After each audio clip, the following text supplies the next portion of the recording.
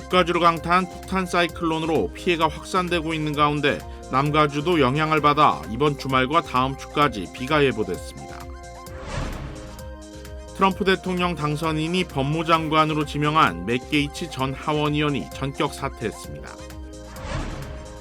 트럼프 전 대통령의 재집권으로 아시아 국가들이 관세뿐 아니라 강달러 문제에도 직면할 수 있다는 우려가 나왔습니다.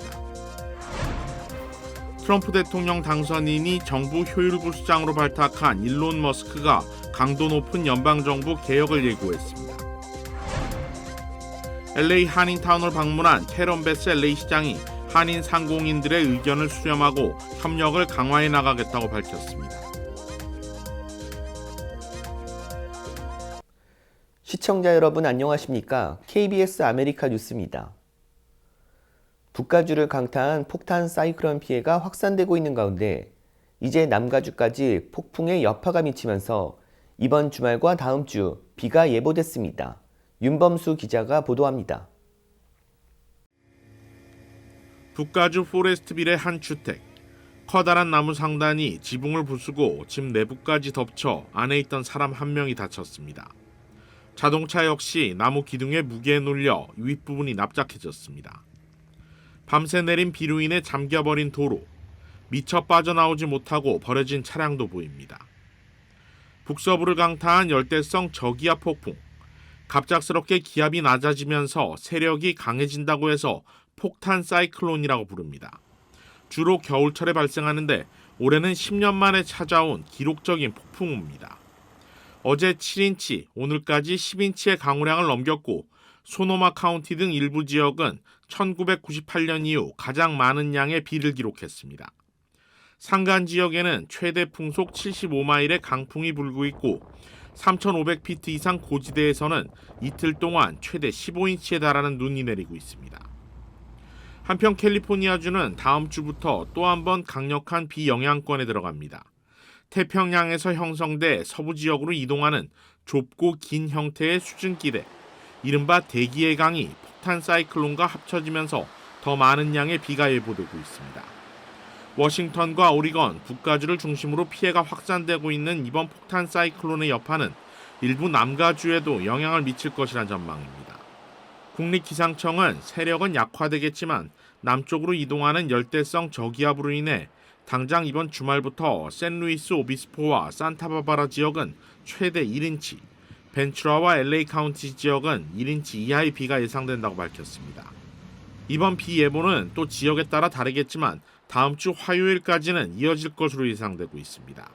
KBS 뉴스 윤범수입니다. 트럼프 대통령 당선인이 법무장관으로 지명한 맷 게이츠 전 연방 하원 의원이 전격 사퇴했습니다. 김경수 기자가 보도합니다.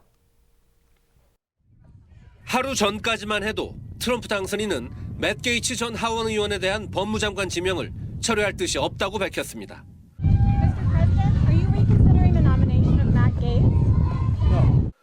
게이츠 전 의원은 공화당 내 강경파로 일론 머스크 테슬라 최고 경영자는 우리에겐 정의의 망치가 필요하다며 그에게 힘을 실어줬습니다. 그러나 과거 성매수와 마약 사용 의혹이 제기되면서 논란이 계속되자 결국 지명 8일 만에 게이츠 전 의원이 전격 사퇴했습니다. 그는 소셜미디어에 발표한 입장문을 통해 필요 없이 길어지는 워싱턴 난투극에 낭비할 시간이 없다며 사퇴 이유를 밝혔습니다. 트럼프 당선인은 게이츠의 미래는 밝으며 그가 할 훌륭한 일을 모두 보길 기대한다고 밝혔지만 트럼프 당선인과 대립해온 미치 매코널 상원 공화당 원내대표는 사퇴가 적절했다고 평가했습니다. 게이츠 전 의원의 사퇴는 대선 승리 이후 트럼프 당선인이 밀어붙이던 인선 중 첫 낙마 사례로 기록됐습니다. 이제 여론의 관심은 자질 논란과 과거 성폭행 의혹 등이 일고 있는 피트 헤그세스 국방장관 지명자의 거취로 옮겨가고 있습니다. The matter was fully investigated and I was completely clear and that's where I'm going to leave it. Thank you. 대선 승리 이후 질주하던 트럼프 당선인의 행보에 처음으로 제동이 걸린 이유는 공화당 소속 다수 의원의 반대로 법무장관 지명자에 대한 상원 인준이 어려웠기 때문이라고 현지 언론들은 분석하고 있습니다. 워싱턴에서 KBS 뉴스 김경수입니다. 앞서 피트 헤그세그 국방장관 지명자가 자신은 혐의가 없다고 밝혔지만 논란은 지속되고 있습니다. 트럼프 대통령 당선인 집권 2기, 논란에 휩싸인 후보들이 여전히 남아있어 추가 사퇴자가 나올 수 있다는 전망이 나왔습니다. 맷 게이츠 지명자 외에도 피트 헤그세그 국방부 장관 후보자 역시 성 관련 의혹에 휩싸였습니다. 해당 의혹은 헤그세그 후보자가 2017년 공화당 여성당원 행사에서 만난 여성을 성폭행했으며 헤그세그 측이 이 사건을 비공개로 하는 조건으로 해당 여성에게 거액의 돈을 지급했다는 내용입니다. 차기 내각 교육부 장관으로 지명된 린다 맥마흔 정권인수팀 공동위원장도 성 관련 의혹이 제기됐습니다. 남편과 월드레슬링 엔터테인먼트 WWE를 운영할 당시 10대 링보이들이 WWE 고위 직원들로부터 성적 학대를 당했다는 사실을 알고 있었지만 묵인했다는 것입니다. 이로 인해 교육부 수장으로서 자질에 문제가 있다는 지적이 제기됐습니다. 보건복지부 장관으로 지명된 로버트 케네디 주니어의 경우 공중보건과 관련한 각종 음모론을 제기한 전력 때문에 문제가 되고 있습니다. 반백신 단체를 설립해 20년 동안 백신 반대를 해왔고 자폐증이 백신에서 비롯된다. 백신 접종은 유대인 학살과 같다는 등의 주장을 펼친 바 있습니다. 또 화학물질이 어린이의 성 정체성을 변화시킨다는 음모론을 꺼낸 적도 있습니다. 정치 전문가들은 트럼프 당선인은 논란에도 후보자를 지지해 추가 낙마자가 나올 가능성은 크지 않지만 민주당 역시 새 행정부 출범과 인사청문회를 앞두고 공세를 벼르고 있어 추가 사퇴자가 나올 가능성이 전혀 없는 것은 아니라고 분석했습니다. 트럼프 전 대통령의 재집권으로 아시아 국가들이 관세뿐 아니라 강달러 문제에도 직면할 수 있다는 우려가 나왔습니다. 월스트리트저널은 내년 1월 20일 트럼프 대통령 당선인 취임 후 무역 전쟁이 촉발할 경우 아시아 국가들의 강달러 문제를 거론했습니다. 트럼프 당선인은 모든 수입품에 대한 20% 보편 관세를 비롯해 감세, 불법 이민자 추방 등을 공약했으며 이러한 내용이 현실화되면 인플레이션이 심해질 가능성이 있다고 분석했습니다. 이는 연준의 기준금리 인하의 부담으로 작용해 고금리가 장기화할 가능성이 우려되면서 미 국채 금리도 올라 달러 강세가 이어질 것으로 전망했습니다. 원달러 환율은 현재 1,400원 선을 넘나들고 있으며 일본과 중국 등 아시아 주요 통화 가치도 달러 대비 약세를 보이고 있습니다. 아시아 각국의 통화 가치 하락은 수출 경쟁력이 높아져 관세 부과에 따른 충격을 부분 흡수할 수 있지만 동시에 자본 유출 위험도 커져 지난 2008년 금융위기 이후 강달러 시기에 일본을 제외한 아시아 지역 증시가 평균 13% 하락했다고 월스트리트저널은 분석했습니다. 월스트리트저널은 아시아 국가들의 외환 보유가 충분해 통화 가치 급락은 막을 수 있겠지만 아시아 중앙은행들이 위험한 균형 잡기 상황에 직면할 수 있다고 우려했습니다. 트럼프 대통령 당선인이 정부 효율부 수장으로 발탁한 일론 머스크가 강도 높은 연방정부 개혁을 예고했습니다. KBTV 전상희 기자입니다. 머스크와 공화당 대선 후보 경선에 출마했던 인도계 기업인 비맥 라마스와미 정부 효율부 공동수장은 월스트리트저널 기고를 통해 정부 효율부가 추진할 연방정부 구조조정 방안을 공개했습니다. 정부 효율부는 트럼프 당선인이 연방정부 개혁을 위해 출범시킨 자문기구입니다. 머스크는 의회를 통과한 법률에 근거하지 않는 규제는 모두 백지화하겠다고 예고했습니다. 이들은 정부 효율부는 대통령에게 불법 규정을 제시하고 해당 규정의 시행을 즉각 중단 또는 폐지할 수 있게 할 것이라며 이는 의회를 통과하지 못한 불법 규제로부터 미국을 해방하고 경제를 활성화시킬 수 있을 것이라고 했습니다. 폐지된 규제에 비례해 각 기관의 조직과 인력을 줄이겠다고도 밝혔습니다. 특히 재택근무 금지를 꺼내들었습니다. CNN은 인사관리국을 인용해 약 230만 명인 연방 공무원 중 절반 이상이 전체 근무의 40% 이상을 집에서 일하고 있다고 전했습니다. 또 정부 계약에 대한 감사도 예고했습니다. 이들은 정부 효율부의 최우선 목표는 2026년 7월 4일까지 정부 효율부의 존재 필요성을 없애는 것이라고 밝혔습니다. 하지만 짧은 기간 내 성과를 내기 위해 무리한 개혁을 추진해 행정 공백이 발생할 수 있다는 우려가 제기되면서 대통령 권한 강화를 위해 트럼프 당선인이 무리수를 두고 있다는 비판도 나오고 있습니다. KBTV 뉴스 전상입니다. 캐런 베스 LA 시장이 한인타운을 방문해 한인 상공인들의 의견을 수렴하고 협력을 강화해 나가자고 밝혔습니다. 캐런 베스 LA 시장이 LA 한인타운을 방문해 한인 커뮤니티는 중요한 동반자로서 협력 범위를 확대, 강화해 나가자고 강조했습니다.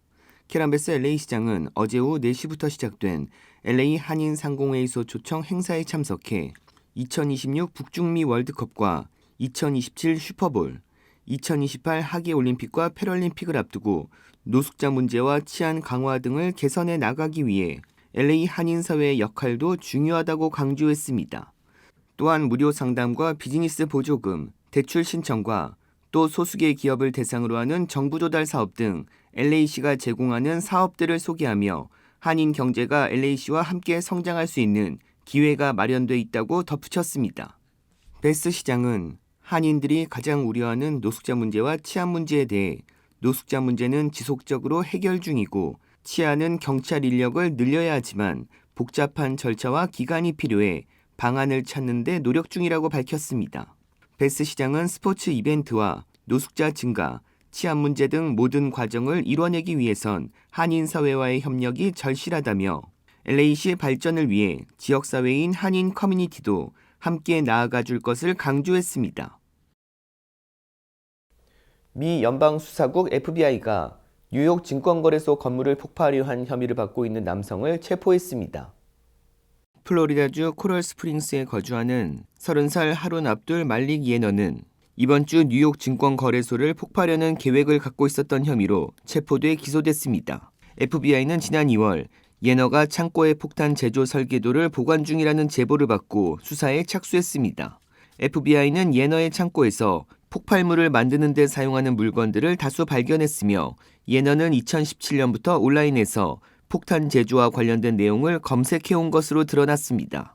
예너는 추수감사절 연휴 직전 주인 이번 주에 뉴욕 증권거래소에 폭탄을 터뜨릴 계획이었던 것으로 전해졌습니다. 뉴욕 맨하탄에서 어제 25살 남성이 관광객 얼굴을 칼로 찌른 사건이 발생했습니다. 용의자는 오늘 체포됐습니다. KBTV 기련민 기자입니다. 당국은 목요일 어퍼웨스트사이드 보도에서 관광객의 얼굴을 칼로 찌른 사건과 관련해 25세 남성을 체포했다고 밝혔습니다.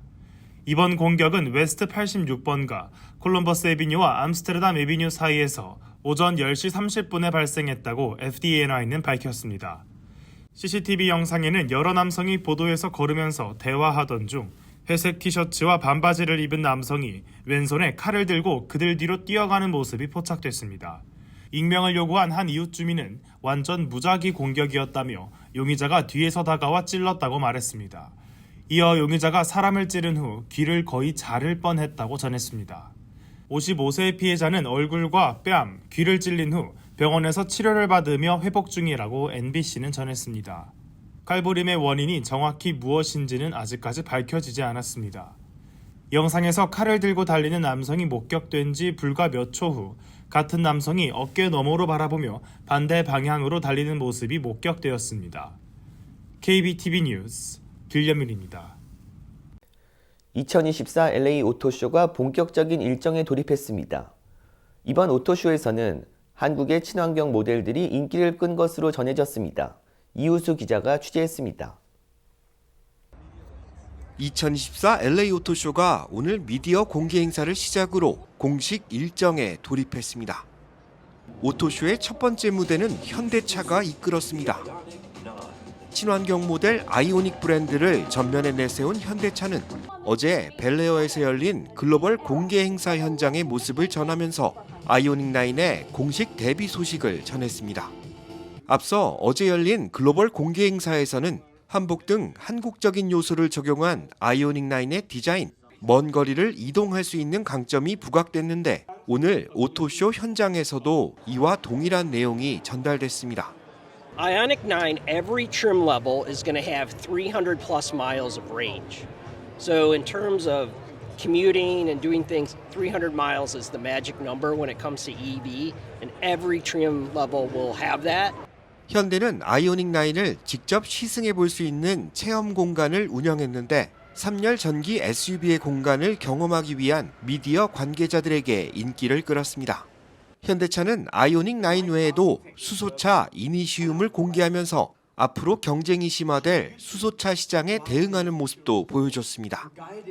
기아는 오늘 두 번째 순서를 이끌었는데 강력한 성능을 낼 수 있는 3열 전기 SUV EV9 GT를 세계 최초 공개하고 상품성을 개선한 EV6 모델을 미국 시장 최초로 공개했습니다. 기아 브랜드에서 최장수 모델로 기록된 스포티지의 상품성 개선형 모델도 오늘 공개됐는데 디자인과 파워트레인의 효율성을 개선한 것이 특징입니다. So we have a gasoline-powered engine that as the base model. Then we have a hybrid version, which is actually the most fun one to drive, has the most power and horsepower. And then a plug-in hybrid, which gives almost 40 miles of full electric range before the engine turns on. So the Sportage it's kind of like a multi-tool. You know, you can open up and have lots of different functions and lots of features, all from one machine. 오토쇼가 개최되는 LA 컨벤션 센터의 상당 부분이 한국차 브랜드들의 전시 공간으로 활용되고 있습니다. 가장 많은 신차를 공개하며 경쟁국 브랜드를 빠르게 따라잡고 있다는 분석입니다. 기아 같은 경우에 스포티지 3가지 모델, 내연기관과 하이브리드, 플러그인 하이브리드를 포함해서 또 EV6 신형 모델 내놓았고, 현대 같은 경우도 아이오닉 9이라는 또 참신한 디자인의 전기차를 내놓았기 때문에 아마 올해도 내년까지, 내년도에도 한국차, 특히 전기차, 친환경차 시장에서 한국 브랜드의 강세가 이어질 것으로 전망해 볼 수 있는 그런 오토쇼인 것 같았습니다. LA 오토쇼는 내일부터 일반 입장객들의 방문을 받으며 차량 전시는 다음 달 1일까지 이어집니다. 2024 LA 오토쇼가 오늘 미디어 데이를 시작으로 개막했습니다. 이번 오토쇼에서 역시 한국차 브랜드들의 친환경 모델이 선전했다는 평가입니다. 로스앤젤레스 컨벤션 센터에서 KBS 뉴스 이우수입니다. 세계에서 가장 논쟁적인 작가로 꼽히는 이탈리아 미술가의 작품인 벽에 붙인 진짜 바나나가 무려 620만 달러에 낙찰됐습니다. 뉴욕에서 열린 소더비 경매에서 중국 출신 가상화폐 사업가인 저스틴 순이 코미디언을 해당 가격에 낙찰했다고 보도했습니다. 해당 작품의 예상가는 100만 달러였으나 6배가 넘는 금액에 낙찰됐습니다. 이탈리아 미술가 마우리치오 카텔란의 코미디언은 실제로 바나나 하나를 공업용 덕트 테이프로 벽에 붙여놓은 작품으로 순은 바나나와 테이프, 진품 증서, 작품 설치 설명서를 받게 됩니다. 순은 특별한 예술적 경험을 위해 며칠 내로 바나나를 먹겠다는 의사도 표명했습니다. 해당 작품은 2019년 12월 플로리다주 마이애미에 있는 아트 바젤에서 처음 선보였는데 당시 한 행위 예술가가 퍼포먼스라며 벽에 붙어있던 바나나를 떼어 먹어 큰 화제를 모았습니다. 동일본 대지진 당시 일본에서 발견된 심해어인 대형 산갈치가 최근 샌디에이고 해변에서 3번이나 죽은 채로 발견됐습니다. CNN에 따르면 캘리포니아 해안에서 최근 3개월 동안 심해어가 3번 발견됐습니다. 샌디에이고 스크립스 해양연구소에 따르면 샌디에이고 북부 해변인 그랜드뷰 비치에서 9에서 10피트 길이의 대형 산갈치가 죽은 채 발견됐습니다. 앞서 지난 8월에는 샌디에이고 라오야 코브 해변에서 3.6m 길이의 같은 물고기가 발견됐고 9월에도 오렌지 카운티 헌팅턴 비치에서 같은 물고기가 죽은 채 떠내려와 연구실로 보내졌습니다. 이 대형 산갈치는 수심 900m 아래의 심해에서 서식해 사람이 평소 볼 수 없는 종으로 문제가 발생했을 때만 자연 서식지를 떠나는 경향이 있어 살아있는 채로 발견되는 경우는 거의 없습니다. 이 때문에 지진이 발생하기 직전에 지각 변동으로 인해 심해어가 해변에 떠내려오게 된다는 가설로 종말의 날 물고기로 불리기도 합니다. 지난 2011년 3월 동일본 대지진 전해인 2010년 일본 해안에서 대형 산갈치가 최소 12차례 발견된 것으로 보고됐습니다.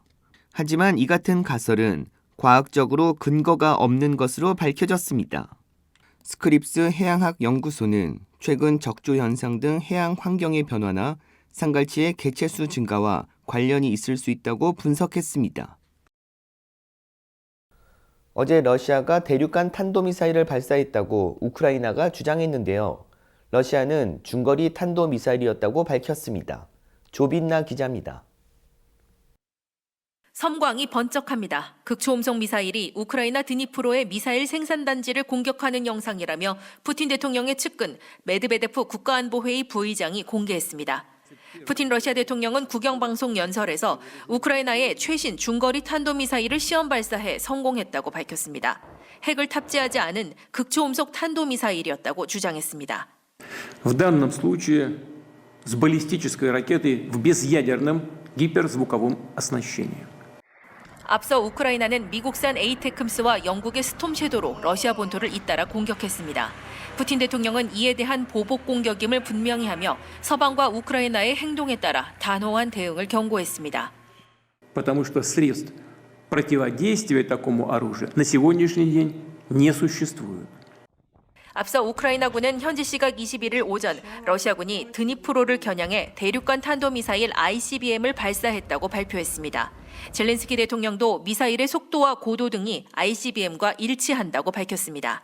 These could be nuclear tipped. Do you really want to take that risk? And so there's a degree of, if you like, fear-mongering. 한편 미국 월스트리트 저널은 최근 우크라이나의 러시아 쿠르스크 공습으로 이곳에 파병된 북한 고위장성이 부상을 입었다고 소식통을 인용해 보도했습니다. 우크라이나 매체는 지난 20일 영국이 지원한 스톰 섀도 미사일이 쿠르스크를 공격했을 당시 이곳의 지하 군 통제소를 목표로 삼았다고 보도한 바 있습니다. 베를린에서 KBS 뉴스 조빈나입니다.